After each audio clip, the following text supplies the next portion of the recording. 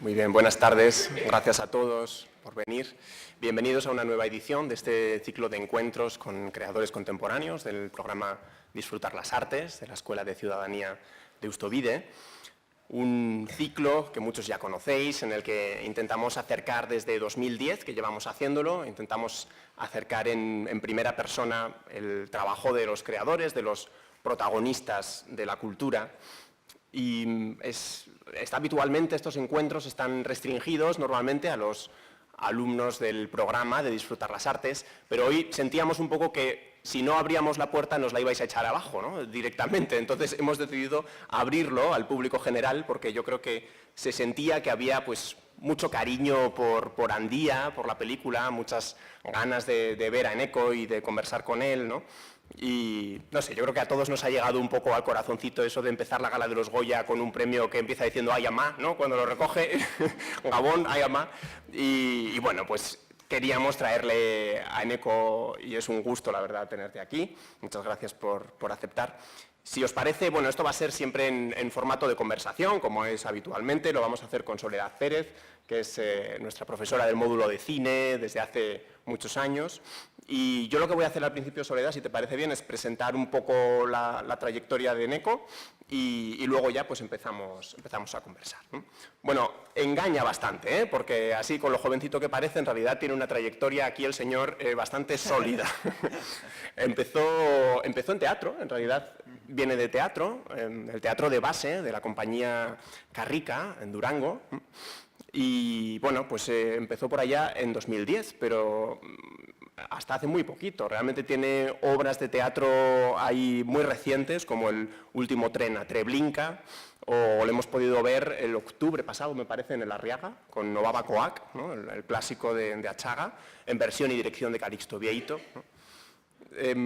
Muchos es verdad que, sobre todo quizá fuera, ¿no? Le han conocido ahora, quizá después de la gala de los Goya, pero aquí también muchos le conocíamos ya de antes, ¿no? de ETV, de Goenkale, ¿no? Donde empezó ya con 18 años, ¿no? O sea, al teatro, a la tele y al cine. La verdad que le ha dado a un montón de palos, ¿no? Tiene ya bastantes películas, largometrajes, cortometrajes en cartera, en la trayectoria. Pero bueno, voy a recordar algunas de las más recientes. Participó en La higuera de los bastardos, la versión de la novela de Ramiro Pinilla, ¿verdad? Cuando dejes de quererme, que se ha estrenado hace poquito, ¿no? Y las más recientes, pues Errementari, que está fresca, recién estrenada este fin de semana, que puede verse todavía en Bilbao, en la Alhóndiga, en los Multis, ¿no? y en otras salas, y que hablaremos un poquito de ella también. Y por supuesto Andía, ¿no? Andía de Jon Garaño y de Aitor Arregui. En torno ya a 100.000 espectadores, o quizá superados, porque andaba por ahí. 125.000 me estás diciendo, ¿no? Espectadores, una película, como sabéis, íntegramente rodada en euskera, que se ha situado entre las 5 películas más premiadas de la historia de los Goya, ¿no? Un auténtico éxito y un auténtico triunfo, ¿no? Bueno, por este ciclo, y sin ganas de dar miedo, Eneko, pero han pasado pues Antonio López, Kirmen Uribe, Joaquín Achúcarro, ¿no? Blanca Portillo, y es verdad que teníamos, mira, pues teníamos un Príncipe de Asturias, teníamos un Premio Nacional de Teatro, un Premio Nacional de Literatura Dramática Juan Mayorga, otro Premio Nacional de Teatro Ramón Barea, ¿no? Pero no teníamos un Goya. Entonces, pues nos vienes muy bien porque este olorcito como fresco a Goya no teníamos, ¿no? Entonces, si te parece, podemos empezar por ahí directamente, sí, para no obviarlo, ¿no? Yo antes veía, preparando un poco esta presentación y antes de quedar contigo, me he dado el gustazo de volver a ver el momento en el que agradecías el premio. Y yo la verdad que ya en ese momento me quedé alucinado y te lo quiero empezar preguntando. ¿Cómo tuviste esa templanza de empezar así? Yo me hubiese echado a llorar desde el minuto 0. ¿Cómo es ese momento? Cuéntanos un poco eso.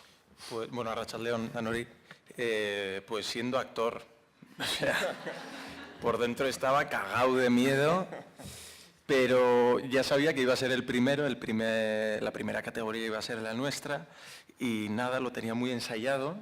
Lo ensayé con mi hermano a la mañana muchas veces, hicimos cambios de última hora a la mañana y Y nada, como tenía muy claro lo que quería decir y me acordaba bien, pues bueno, aunque por dentro estuviera muerto de los nervios, porque claro, tú estás aquí y ahí en primera fila están Penélope Cruz, Javier Bardem, y eso impresiona ya. Y nada, pero estaba tan contento también y estábamos tantos del equipo allí que casi era como estar en casa, ¿no? Entonces, pues, querer transmitir bien. Hice mucho trabajo, ¿eh? Porque en los premios hay como mucho automatismo de decir, bueno, gracias a la academia, a mi equipo, es un trabajo de todos los que estamos. Pero yo quería aprovechar, si me lo daban, para demostrar de verdad, porque claro, ahí hay muchos productores, hay muchos directores, directoras, y quería que vieran a Eneco, Sagardoy, pero Eneco. Y creo que lo he conseguido, porque mis amigos me decían, es que eras tú, totalmente, ¿no? Y era verdad que me preparé el discurso también intentando ser muy fiel a lo que soy y a cómo me expreso y a la gente que de verdad quería agradecer también. No, sí, lo conseguiste desde luego, vamos, porque no, parece que no te olvidaste de nada, ¿no? Sí. Y incluso fue un gesto muy bonito, yo creo, al final, pues hablar de esas identidades olvidadas, de esos cuerpos raros, ¿no?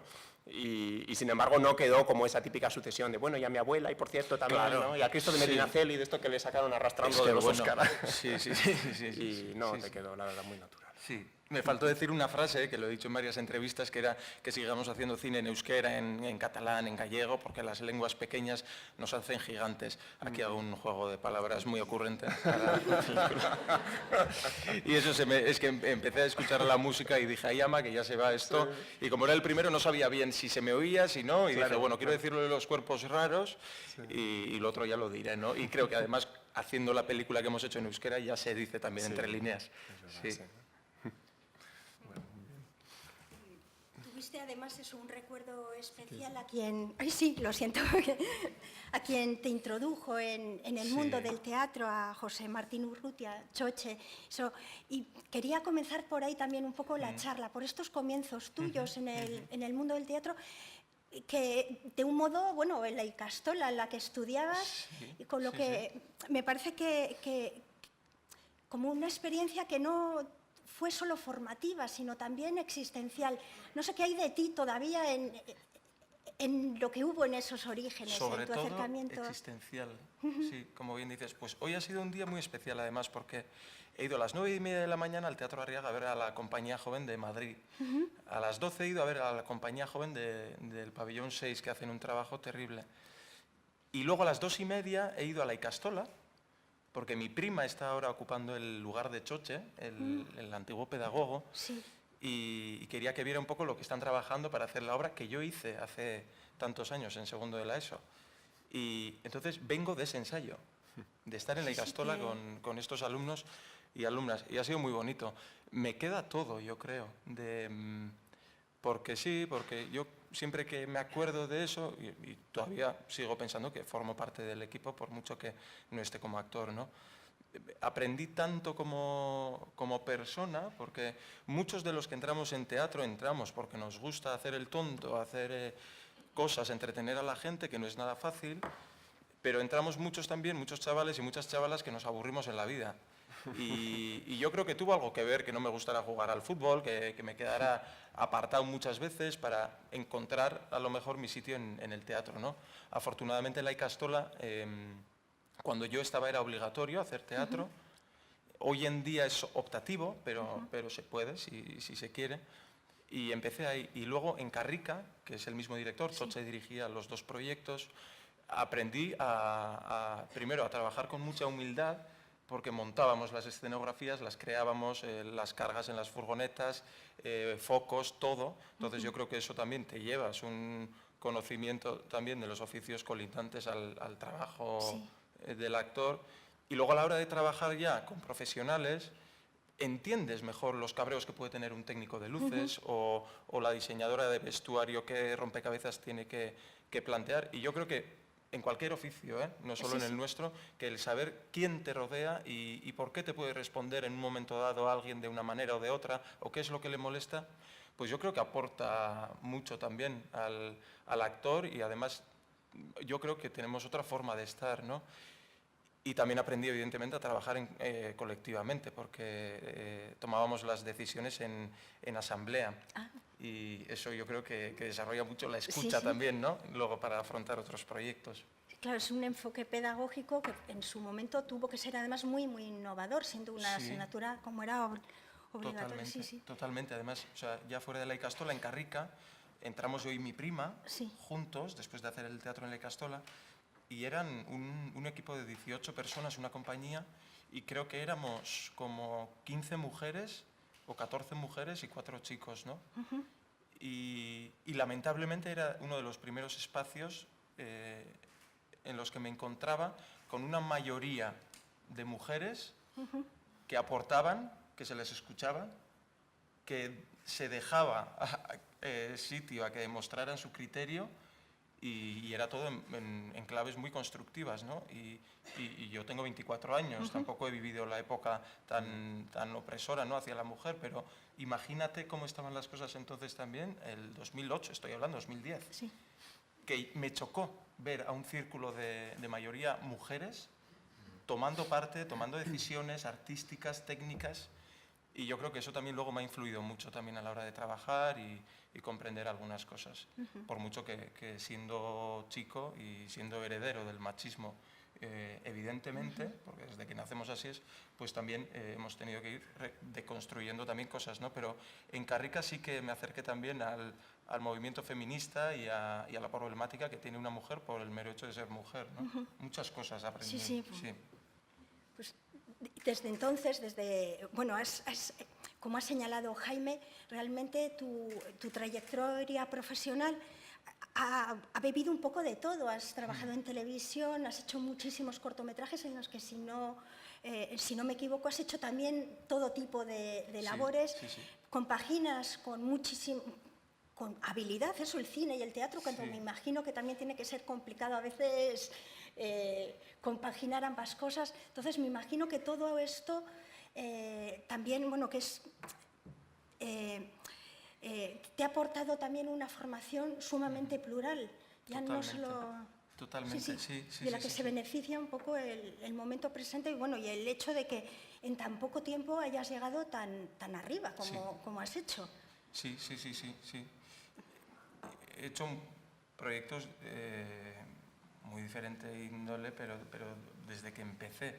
Y muchas veces, además, adrede, quiero decir, cuando vienes de un rodaje que ha costado no sé cuánto dinero y de repente te has acostumbrado a eso, yo creo que es bueno tirarse uno y decir, bueno, ahora voy a hacer teatro para acordarme de lo que es esto y no perder también esa perspectiva, ¿no? Siempre me ha gustado además ir de una cosa a otra, siempre que se ha podido, porque no siempre se puede y pese a todo soy bastante afortunado. Pero sí, porque me gusta ese ejercicio de recordar. Ahora he visto a Anabel, que fue una maquilladora en un cortometraje que hicimos hace tiempo, sí,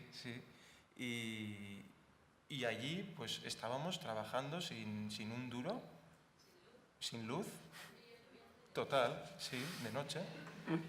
Claro, y de repente nos vemos ahora y digo, somos los mismos, pero de repente parece que cuando tienes un Goya o has hecho no sé qué película, es como ya te colocas en otro plano, ¿no?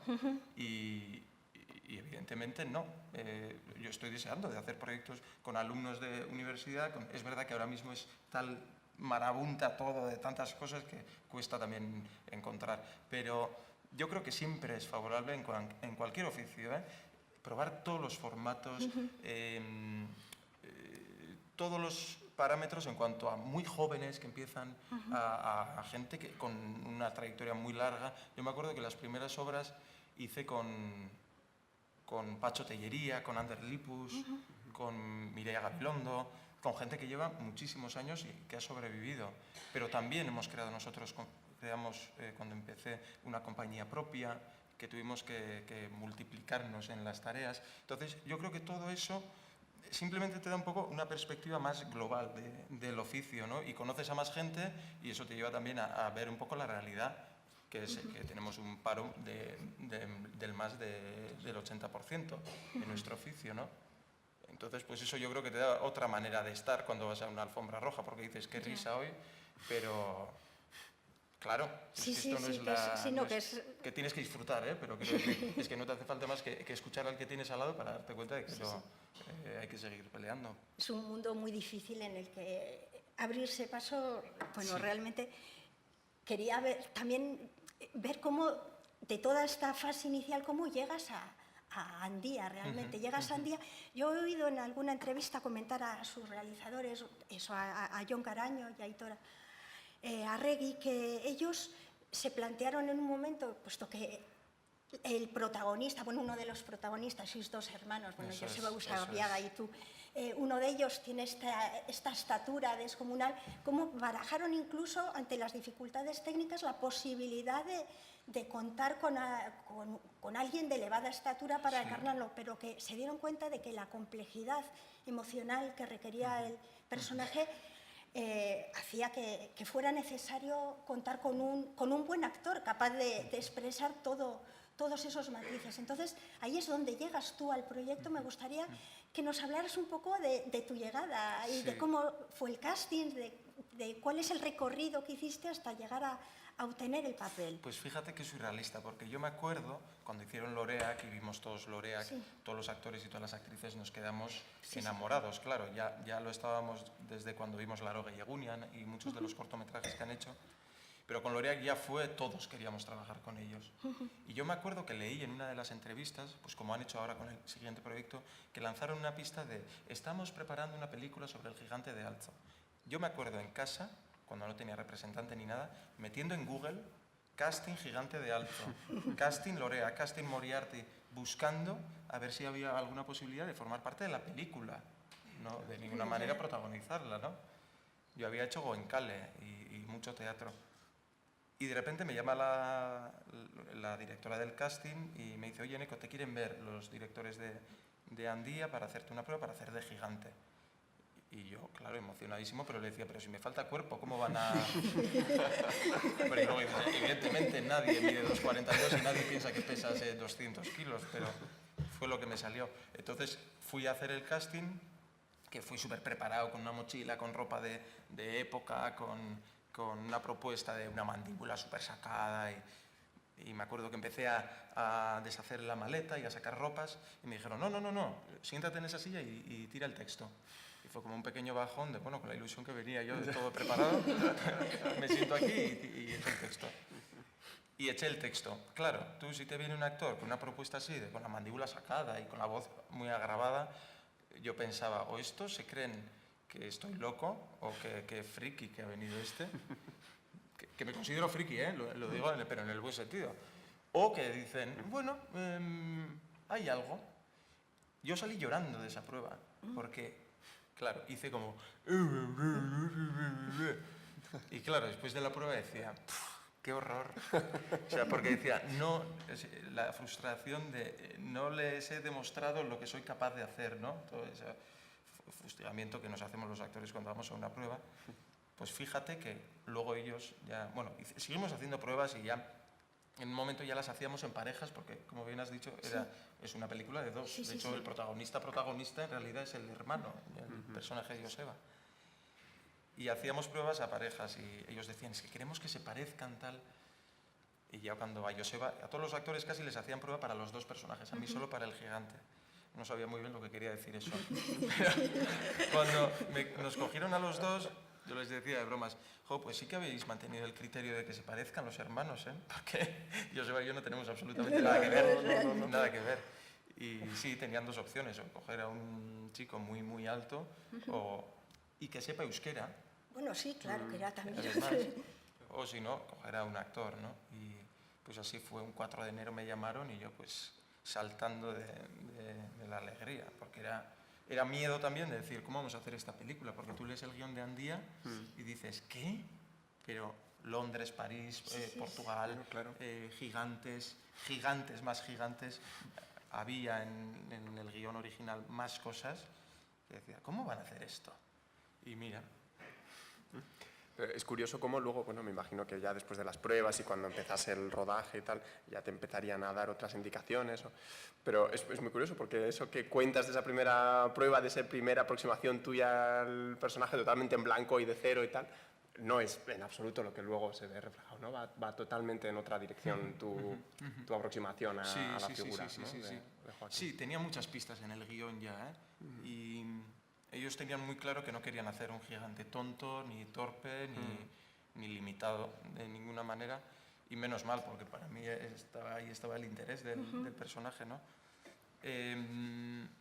Sí que yo tendía mucho al dramatismo, lloraba mucho en los ensayos, en rodaje, y ellos todo el rato pedían a maquillaje, oye, quitadle las lágrimas, que no queremos que llore, no queremos que llore. Y yo no entendía, decía, pero si está sufriendo muchísimo, ¿no? Y luego ves la película, claro, yo confiaba, decía, bueno, por algo será. Y luego ves la película y ves qué bien te han guiado y qué bien han dosificado todas las diferentes vertientes, ¿no?, que puede tener el personaje. Entonces fue hablar mucho sobre el personaje, sobre la relación de los hermanos, diseccionar mucho el texto, quitar muchísimo texto, porque el gigante casi no habla, o sea, tiene momentos de texto, pero el reto era hacerlo con la mirada, y con la mirada literalmente, porque ni siquiera podía utilizar mucho las manos porque se veía dónde tenía el codo yo, en eco. Claro. Entonces toda esa información lo tenía que llevar a la cara, ¿no? Pero es verdad que esa limitación ha hecho también que saliera la interpretación que ha salido, ¿no? Y ha sido un poco ese aprendizaje de decir, bueno, a veces los límites hay que agarrarlos y hay que hacerse amigo de ellos, porque luego de repente te llevan a unos sitios que si no los hubieras tenido no hubiera pasado nada de esto. Entonces, bueno, en rodaje hubo muy buena comunicación y es que son unos directores muy, muy, muy buenos. Hacíamos 1000 versiones de cada secuencia y luego ellos en montaje iban eligiendo qué querían.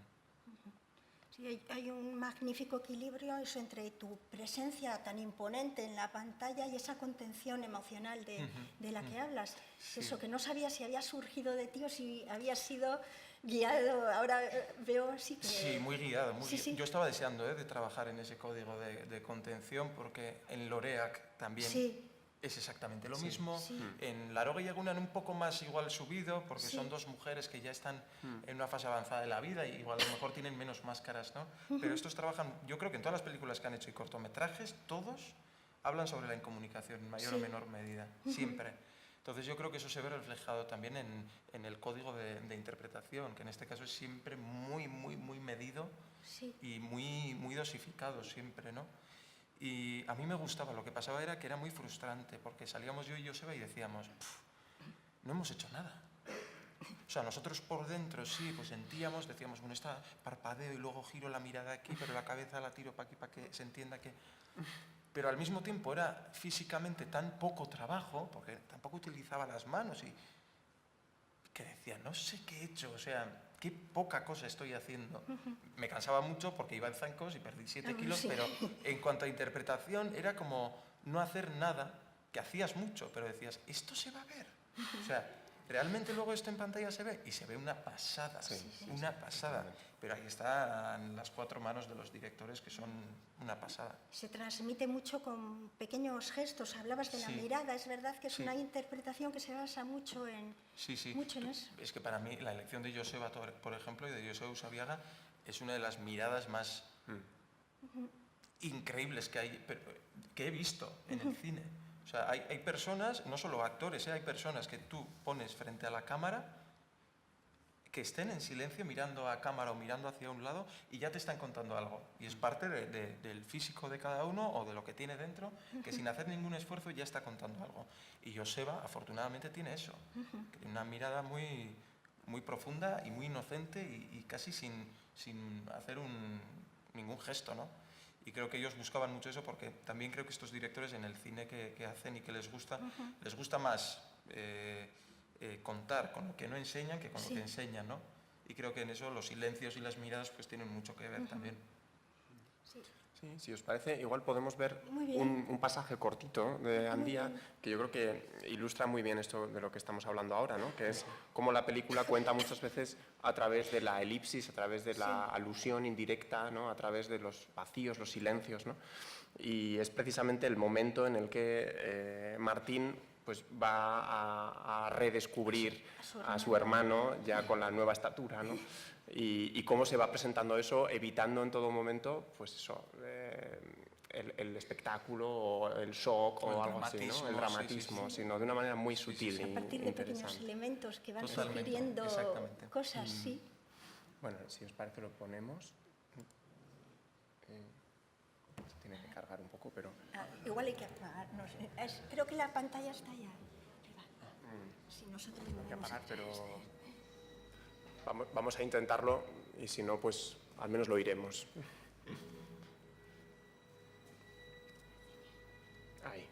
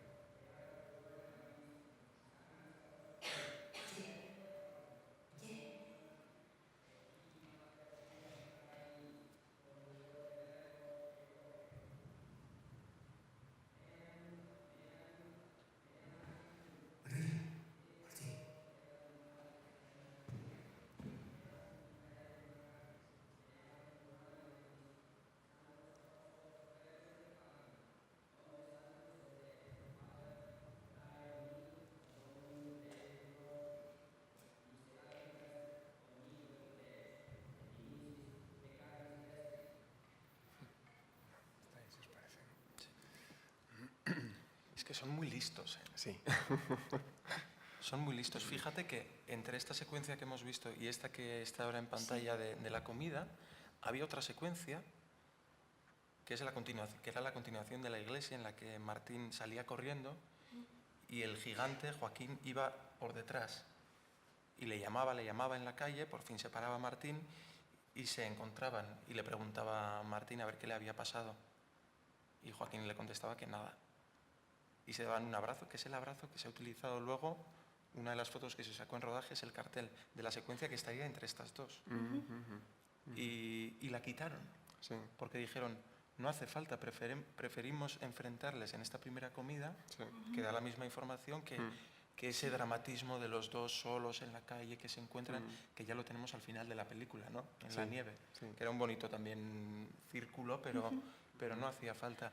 Y cómo no puede ser casualidad que decidieran presentar a los dos hermanos ya cambiados en una iglesia, con esa luz que entra como si fuera una aparición o casi algo milagroso, y enseñar a Joseba, a Martín, enmarcado en una puerta que casi puede parecer un ataúd también, a contraluz. Sí. Ves que es todo, estos directores están enfermos, es todo lo que... O sea, es verdad, no hay una casualidad, es que no hay, si las preguntas te contestan. Luego se inventan todo, pero no creo. Es una pasada, una pasada. Sí, sí, es como ahí, fíjate, no sabíamos, claro, esto de la escena eliminada, pero... Sí, esto es chingando. Pero es casi como si lo hubiesen dejado sustituir sencillamente por ese pequeño traveling hacia atrás, ¿no? Exactamente, exactamente. Hace un mínimo gesto de retirada, ¿no? Es El como, hermano, y con eso basta. Sí, como si Es fuera el punto solo de eso. vista de los ojos de Martín, que ve todo el marco, que es cuando la luz se nota más, la luz angelical casi, y se va poco a poco, ¿cómo es? Es hacia adelante el traveling, no hacia atrás. Es hacia atrás, ¿no? Hacia atrás, ¿no? Sí, Como sí, ya sí, sí. previendo que se va a ir su huida.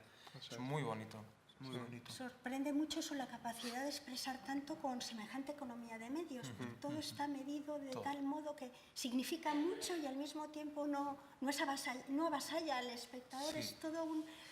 Por ejemplo, esta secuencia que comienza ahora, en una situación aparentemente trivial, se plantean muchísimos temas de los fundamentales de las películas. Es el momento en el que nosotros ya hemos percibido como espectadores que tú has cambiado radicalmente desde el momento en que habías aparecido por vez primera en la pantalla, y sin embargo es el momento en el que tú te afianzas en el pacto.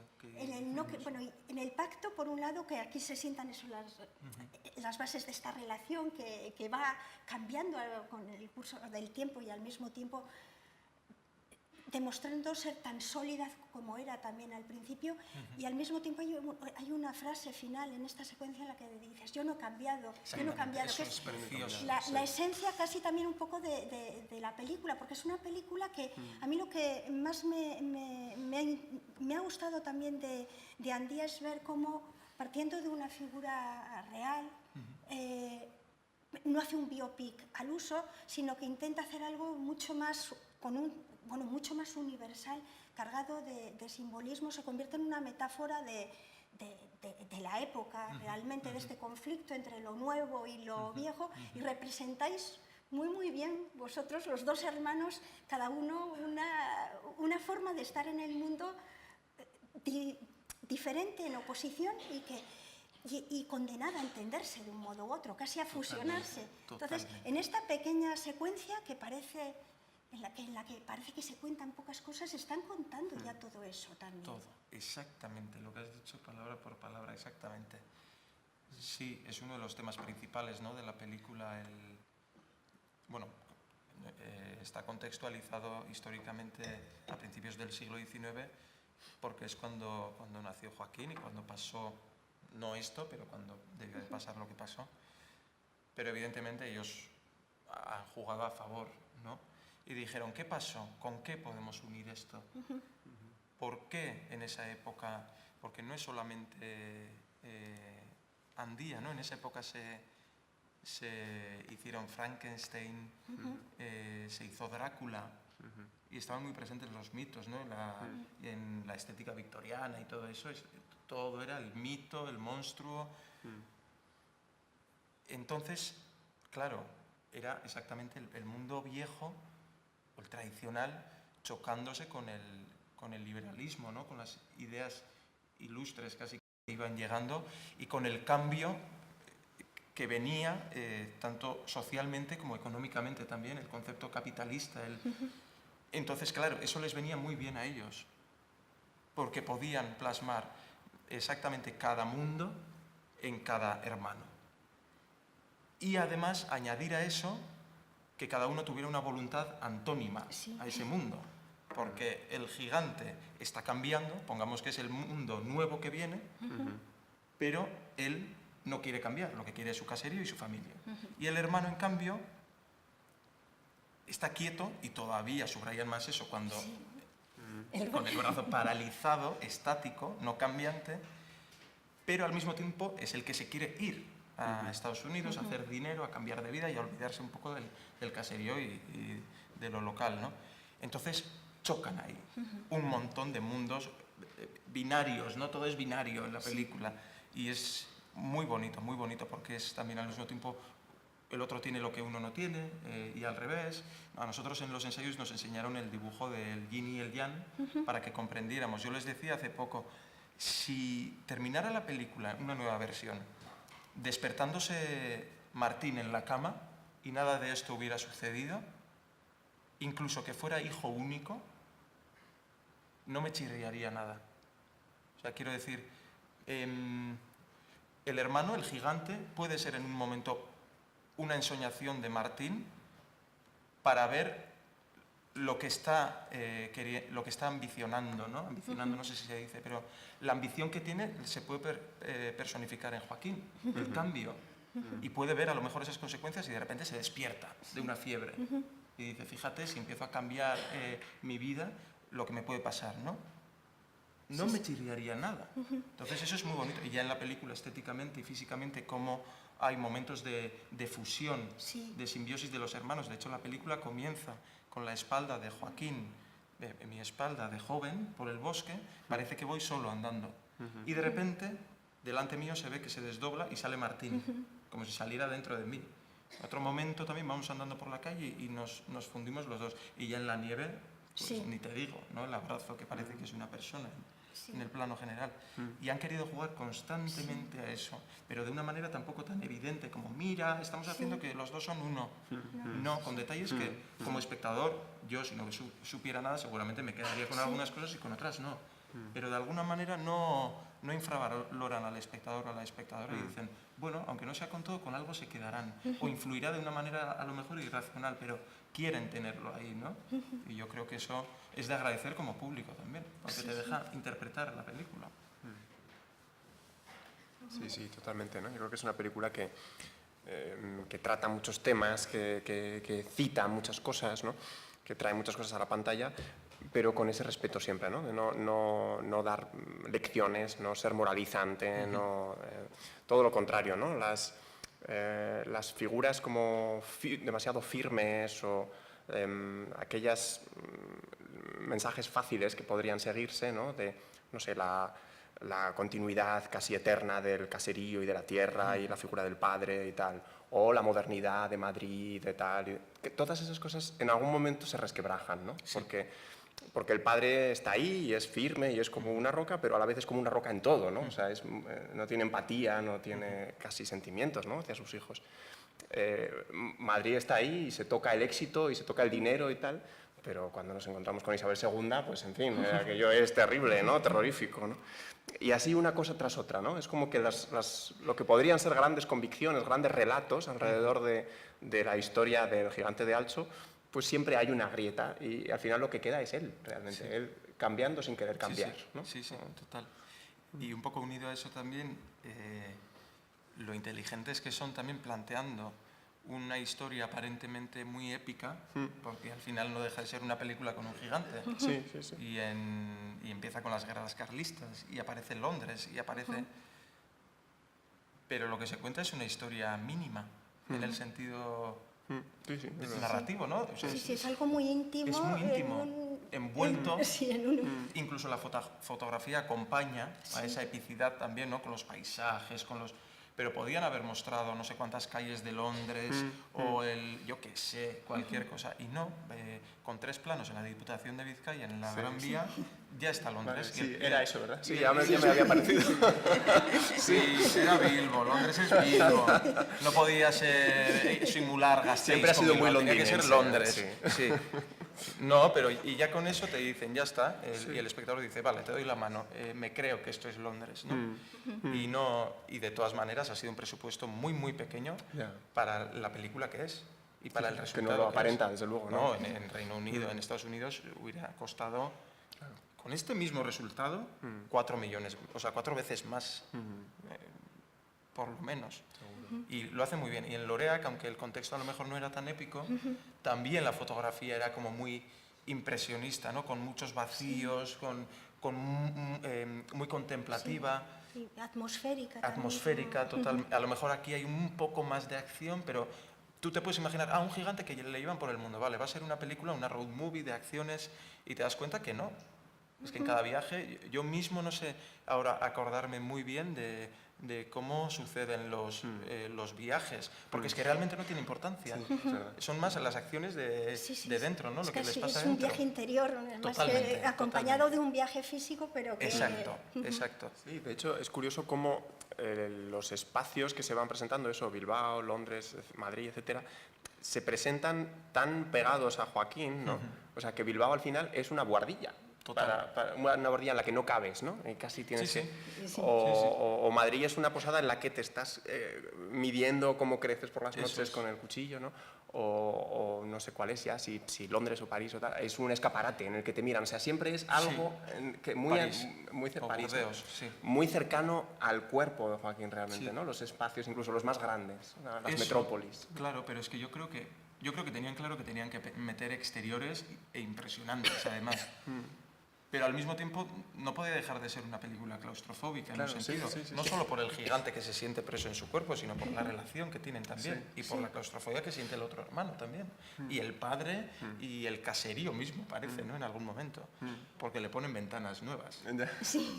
También. Sí, sí, bueno, ya sí. sí, claro, ponemos a darnos vueltas y... Sí. Pero es verdad que no hay un plano general, bueno, normalmente sí, pero no ahondan mucho en plano general de la ciudad. Luego una calle, exacto. luego la casa, luego la habitación. No, es normalmente un plano general y luego ya pasamos a un interior. Sí.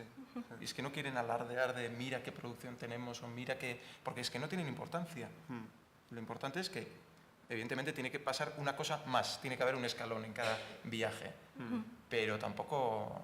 Y eso me parece también, otra vez, pues muy sensibles, muy inteligentes. Vaya.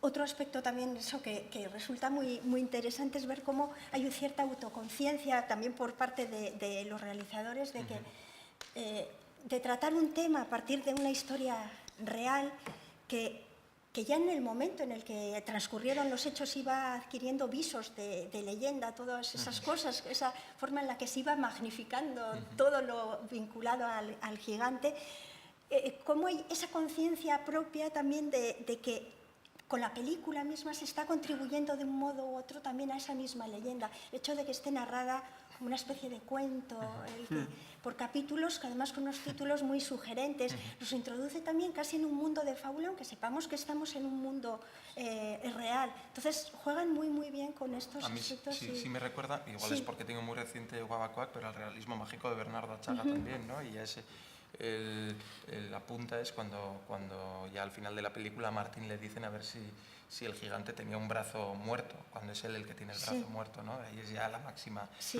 Pero es que nos damos cuenta también que con la película misma, e incluso conmigo como actor, ha habido una mitificación también ya.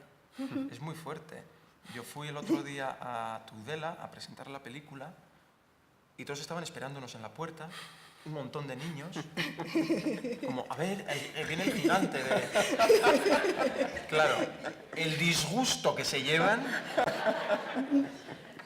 nos decimos, bueno, algo hemos hecho bien, ¿no? Pero además fue mucha casualidad, porque dimos una charla en la Icastola de Tudela, que tanto hacen por mantener vivo el euskera allí, con tantas trabas que ponen. Salimos de la charla y venían corriendo por detrás de mí y de Arzadun, del comerciante de la película, y decíamos, es que la historia se repite. Sí, sí. Y ya ni te digo con el doble mío del el gigante de verdad que estuvo en la película, lo que pasaba cada día de rodaje, que venían figurantes y que... Entonces, pero sí, la película evidentemente yo creo que es parte del proceso, como dicen estos. Muchas cosas de las que estoy diciendo son lo que dicen los directores directamente, otras cosas no.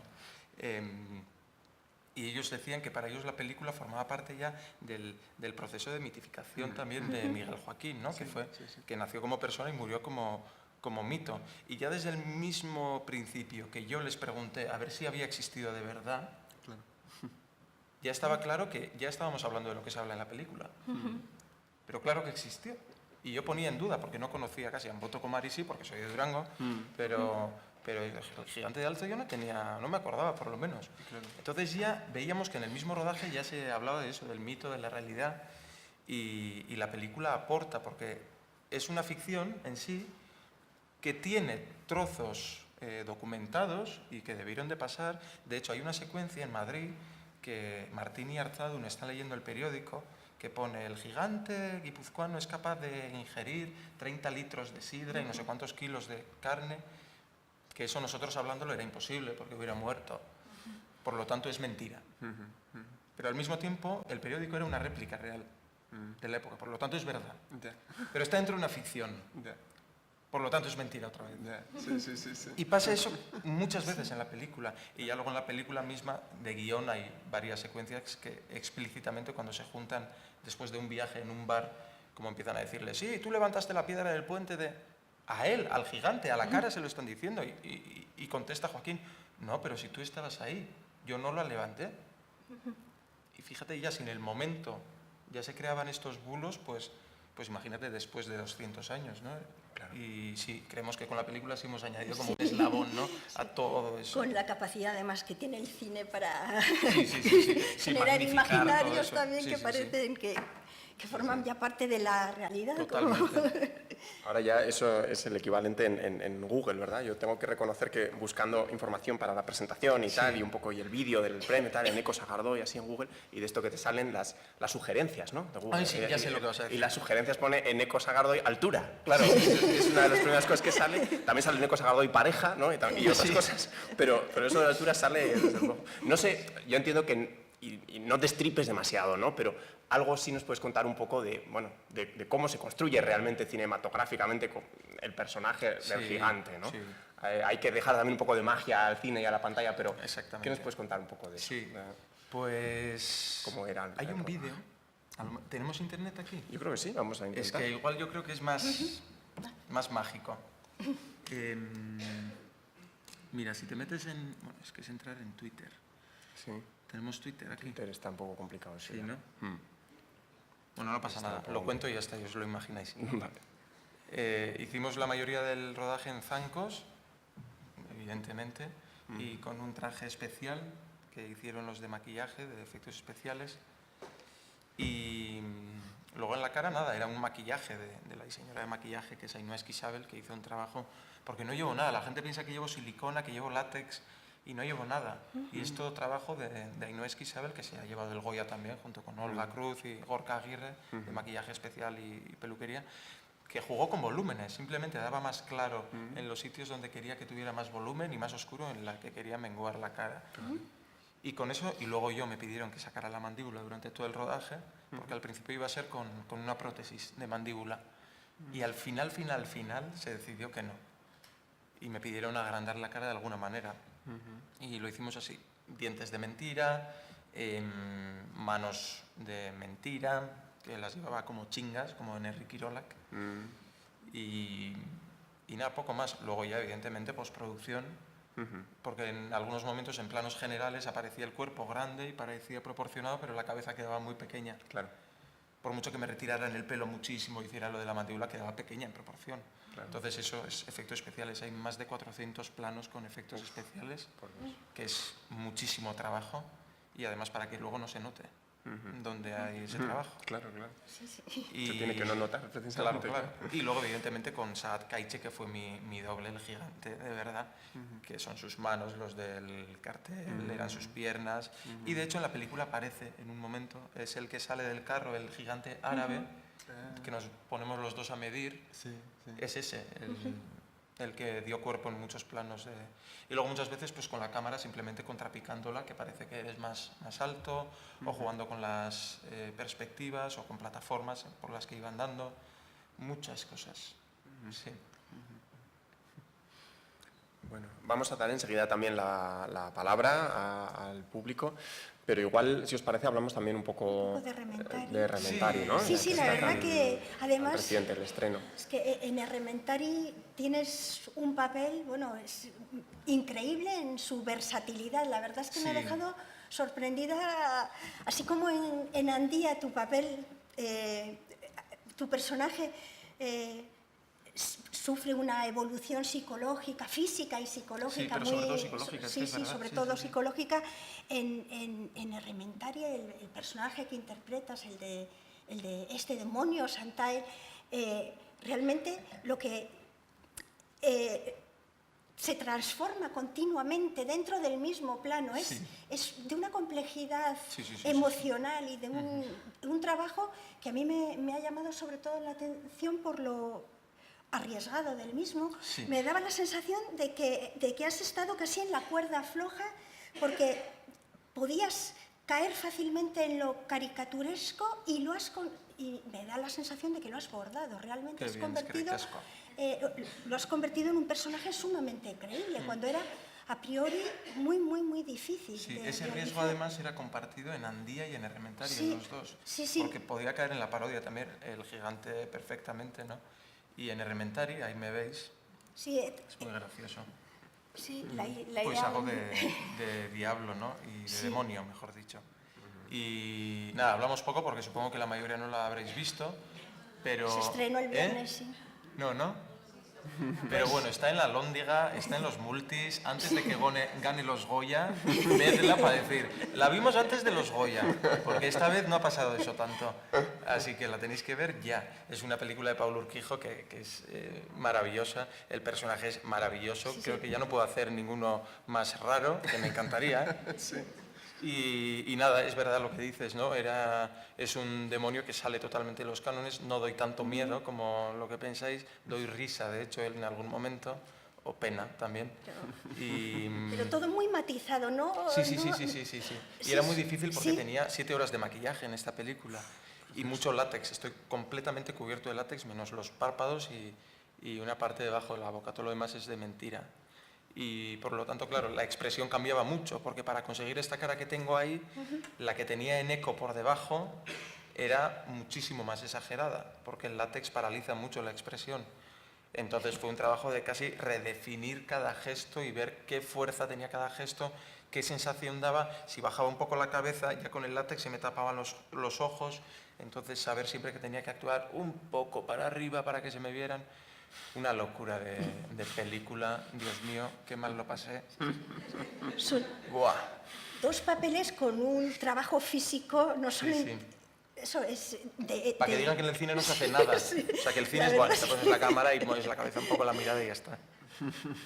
Pues no, sí, 2 personajes muy especiales en ese sentido, pero que está muy bien porque me ha dado también la opción de mostrar un abanico, ¿no?, de algunas cosas que puedo hacer mejor o peor, pero 2 personajes tan distintos en cuanto al código de interpretación que uno, eso me gusta mucho, que estén uno tan muy cercanos. contenido además. y el otro es toda Todo, explosión sí, de casi teatral, expresividades. sí, Pero sí, sí. controlada en su punto justo. A mí me Sí. daba esa sensación de que lo habías conseguido Sí, bueno, ahí también y que Paul, es algo muy difícil sí, de Paul me hacer tiraba con este mucho. tipo de personajes. Totalmente. Sí, porque se te dispara. A mí se me disparaba mucho a la comedia y a imbécil del personaje, y Paul todo el rato me decía, Neko, sí, es ese rollo en algunos momentos, pero no olvides que es un demonio. Bueno, y es Tiene que dar terrorífico miedo. en determinada... Claro, sí. Pero eso, lo difícil es compaginar ambas ser, cosas. Exacto, tenía que ser muy no sé qué en todos los momentos. Muy terrorífico, muy gracioso, muy torpe, y era todo muy. Entonces, claro, tú puedes hacer sueltos una secuencia dando mucho miedo y otra secuencia... La dificultad estaba en haceros creer que formaba todo parte de un mismo personaje. Y ahí está la dificultad. En un mismo plano, sin cortes. Sí. Con unas modulaciones de voz, también un trabajo vocal impresionante. Sí, ahí estaba claro, porque dices, claro, yo como actor puedo hacer y puedo hacer pero claro, pasar de uno a otro de una forma que diga que el espectador no vea al actor trabajar es muy difícil, muy difícil. Entonces fue pues muchísimas horas de preparación para hacer este personaje. Así que, tenéis que verla. Es verdad, tenéis que ver esto. Es que vais a flipar, es que es flipante la película. Y la coproduce Alex de la Iglesia. Bilbaíno. Bueno, podemos ir abriendo turno de preguntas, que seguro que queréis contrastar cosas, preguntarle cosas que pues igual todavía Errementari no ha dado mucho tiempo a que la veamos muchos, pero Andía sí, y si queréis pues es vuestro turno. Tenemos un micro por ahí, que os lo pasamos sin ningún problema. O si eso da miedo, pues gritáis, no pasa nada.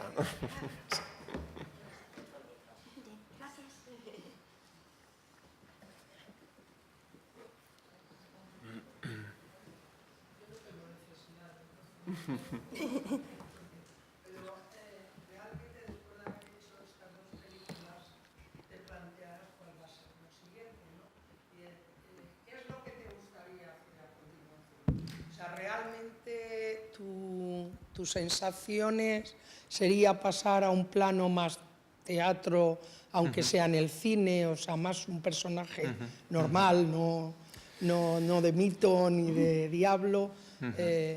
A tus sensaciones ahora, ¿qué serían? Pasar a algo más normal, entre comillas. Sí.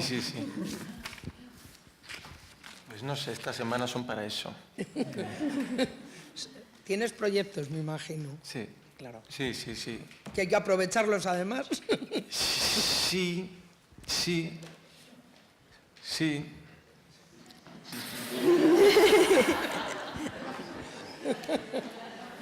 Claro, es que lo que pasa es que cuando haces 2 películas así, vuelvo a motivarte. Es que es difícil. Es muy difícil. Entonces, no quiero menospreciar las propuestas que me han hecho. Bastante que tenga donde elegir. Es increíble. Pero bueno, es verdad que he estado muy a gusto haciendo cine, muy a gusto. Y me gustaría volver a repetir un personaje así, pero sin duda. Y sí, lo haría muy a gusto. Personajes más normales también los haría, evidentemente. Tengo ganas de hacer comedia también, pero un tipo de comedia, no a lo mejor lo que estamos acostumbrados a ver. No sé, de los proyectos que tengo ahora es que son muy diferentes, muy diferentes. Sí que tengo para el año que viene una obra de teatro que sí querría poder hacerla, porque y la podréis ver por aquí además, que yo creo que va a ser una pasada. Pero ahora mismo, este año voy a trabajar en cine y en teatro, eso seguro. Pero tengo que decidir qué va a ser. ¿Qué va a ser? Todavía no lo he decidido.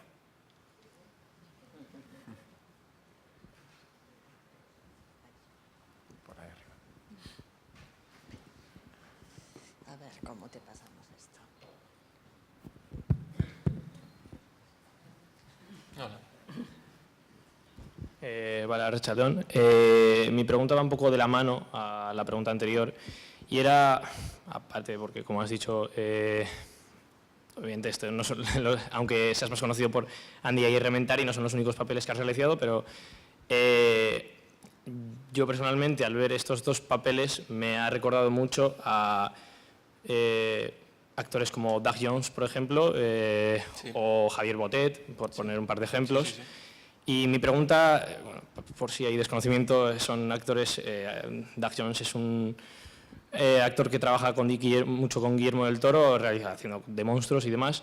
Pero eso, mi pregunta simplemente iba en dirección de si tú en un futuro, o sea, ¿ha sido casualidad estos dos tipos de papeles o va a haber una, no sé si continuación, pero me refiero, o sea, una dinámica en estos papeles o si va a haber, no sé, más organización? Sí.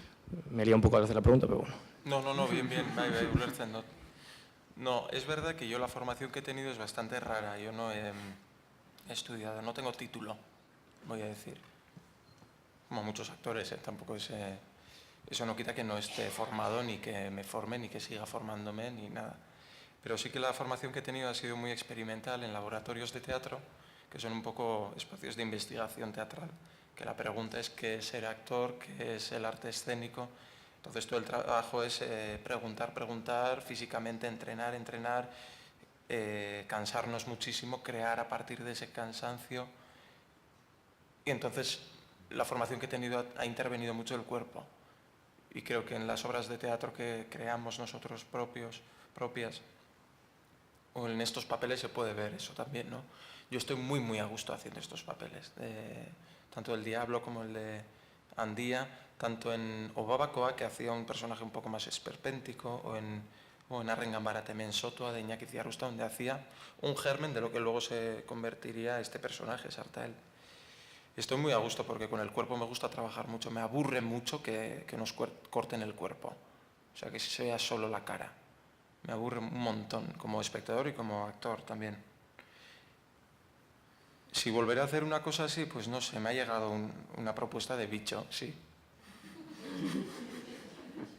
Y muy feliz, claro. Pero, o sea, a mí me encantaría seguir haciendo este tipo de papeles y que no me reconocieran. Y hacer un trabajo físico y de voz. Lo que pasa es que en Errementari, como he dicho, lo pasé muy mal. Entonces, ese proyecto, o me pagan muchísimo, pero muchísimo, porque en Errementari estamos hablando de 21 horas de jornada, y un trabajo donde lo que haces va a quedar para siempre, y que te puede salir bien o te puede perjudicar muchísimo. O si no, dialogar y que sean muy pocas horas de maquillaje donde me pueda quitar la cabeza cuando quiera comer y estas cosas. Pero artísticamente sí es verdad que me gustan mucho estos personajes. Entonces, ojalá me salgan y me conviertan en un Doug Jones o... Sí, estaría encantado. Incluso esos actores que hacen de simios con efectos digitales que tienen como puntos en la cara, una cámara aquí grabando con expresiones, con voces. Yo soy un friki de ver esos vídeos porque me encantan. Ojalá pudiera hacer algo así también, sí. A mi madre no le gustará la idea tanto, pero a mí sí. ¿Y a mam? ¿Es esta?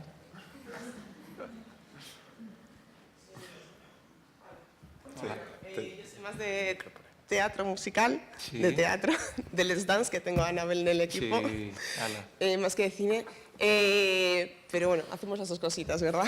Se dice muchas veces que, no, menos es más, en cine da, baja, pero Es luego mentira ya... eso. Bien, va por ahí. Pero luego, y más en teatro musical, para mí, más es más, porque tienes que hacer todo, tienes que expresar, parece como que en teatro musical es todo muy grande, tienes que expresar mucho, tienes que cantar, bailar, transmitir, es como todo el pack, ¿no? Y lo de reducir como que no, yo tampoco comparto mucho, ¿no? ¿Lo del qué, perdón? Reducir, como diciendo, Sí. no, menos la emoción, la mirada. Sí. ¿Cómo desde el punto de vista ya más individual, más interior como actor, cómo puedes bajar de repente toda la emoción de no, menos es más una mirada, un Claro, tal? es que...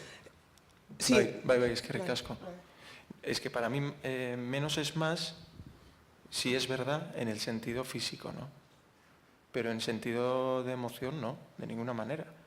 Quiero decir que yo no gesticule, que no grite, que proyecte muy, muy bajo, no significa que esté haciendo menos cosas por dentro. Es verdad que tú hablas con los directores de Andía y son fan de menos es más, pero menos referido a la explicitación o de palabras, o de planos innecesarios, o de gestos innecesarios. Ellos creen, pero es que yo también lo creo, en la vida, yo para decirte que te odio o que te quiero, no me hace falta a lo mejor decir absolutamente nada. ¿Cuántas veces nos hemos enfadado por cómo nos miran? ¿O nos hemos alegrado o sentido elogiados por cómo nos miran? Yo qué sé, corporalmente cómo están con nosotros. Por lo tanto, tenemos maneras de transmitir información sin hacer muchas cosas. Exteriormente. Interiormente, yo para mí, hacer teatro, hacer cine, es que es lo mismo por dentro. Lo que cambia es lo que se enseña, ¿no? Porque evidentemente en el teatro está a 10 metros el espectador y en el cine lo tenemos a 1 centímetro. Entonces tiene que ser diferente porque si no, sí sería... Pero bueno, son estilos también, ¿eh? En Errementari lo que hago, por ejemplo, es cine, pero es teatral. Haría exactamente lo mismo en un teatro, seguramente. Y en Andía no, porque os aburriríais, veríais a una persona alta que os parecería que no está haciendo absolutamente nada. Claro. Orduan va, purgatori, sí creo en menos es más, pero más con lo de dentro, sí. Bueno, por aquí tenemos...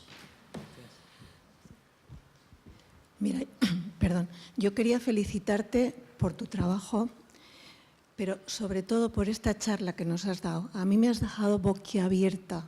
Eres un niño y te expresas maravillosamente bien, de verdad. Nos has explicado todo tan bien, nos has hecho vibrar, emocionarnos contigo. Eres verdaderamente Andía. ¡Joder, qué bonito!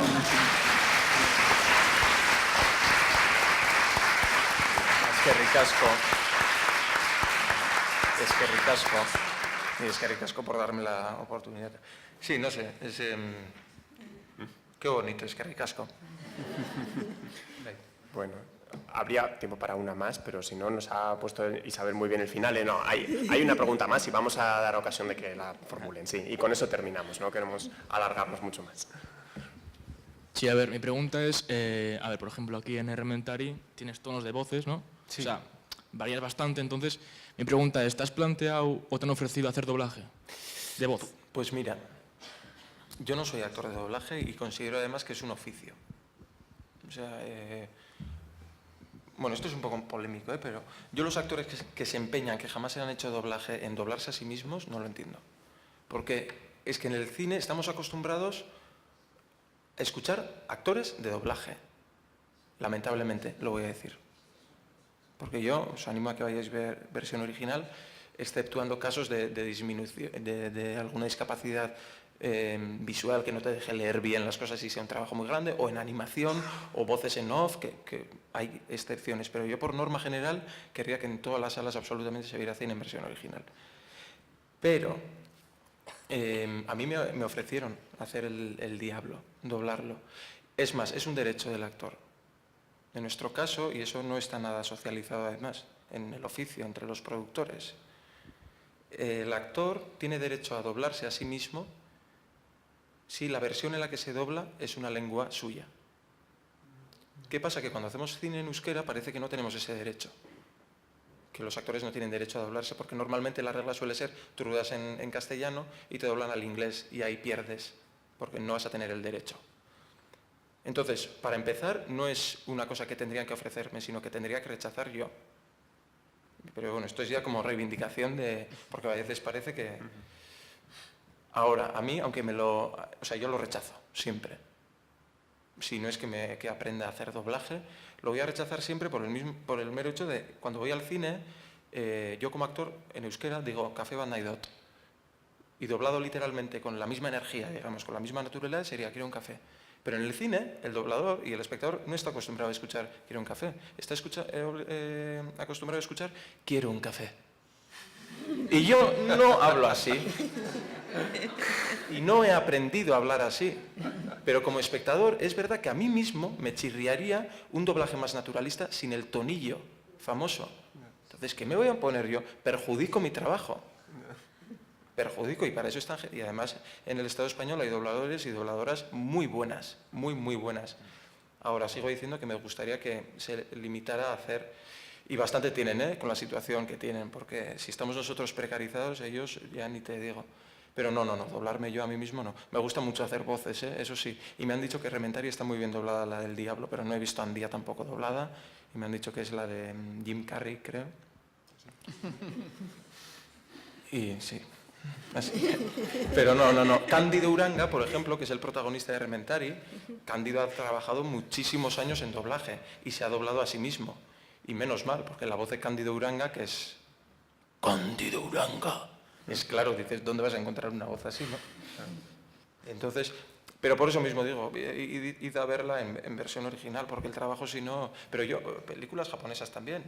O sea, solamente cómo suena, cómo hacen las pausas, cómo un insulto a lo mejor tiene yo qué sé, un golpe de una R, una Z, que te transmite una sensación que si lo vieras en español doblada, no te la transmitiría. ¿Qué voz tiene el actor?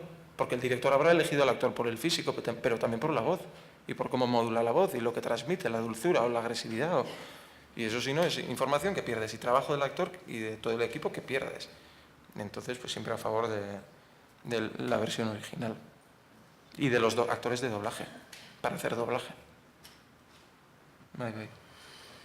Bueno, estupendo. Pues lo vamos a dejar aquí. Nos da pena, pero no queremos alargarnos tampoco demasiado. Bueno, ha sido un placer que nos hayas permitido meternos una hora en la piel de Sartael y de Joaquín.